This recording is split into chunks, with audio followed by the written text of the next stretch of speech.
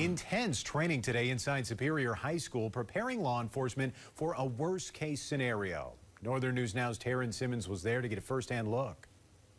All available units respond to Superior High School for report of an active shooter inside the school. This may sound like a rural police call, but on this Friday afternoon, with an empty campus during spring break, members of the Superior Police Department take part in an active shooter training scenario at Superior High School.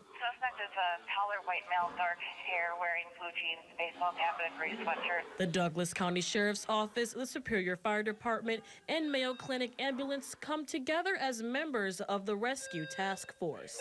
Tavi Madsen with Superior PD hopes that this kind of training will prepare them for the worst.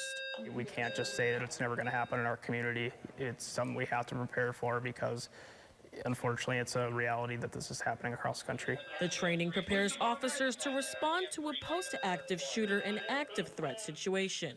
Students from various Lake Superior College courses are also on scene acting as fake injured students during the scenario.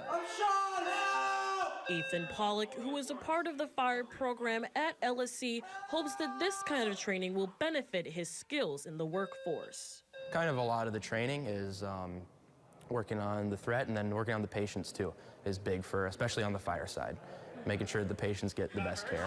Pollock acknowledges that although these kinds of training can be quite emotionally draining, it's better to be safe than sorry. This scenario is very tragic, and it's a very good opportunity to be second nature and something that you can fall back to your training. Madsen says that these kinds of trainings require law enforcement and EMS services to work together safely to reach the same goal. Mac, we are clear up to this point. EMS is unarmed, that they're providing the medical treatments. We need each other. They need us for security of the scene, and we need them to provide the treatments for patients. And the overall goal with this is just to save as many lives as possible. Protecting the public from unknown threats. Hold with RTF, I'm moving in.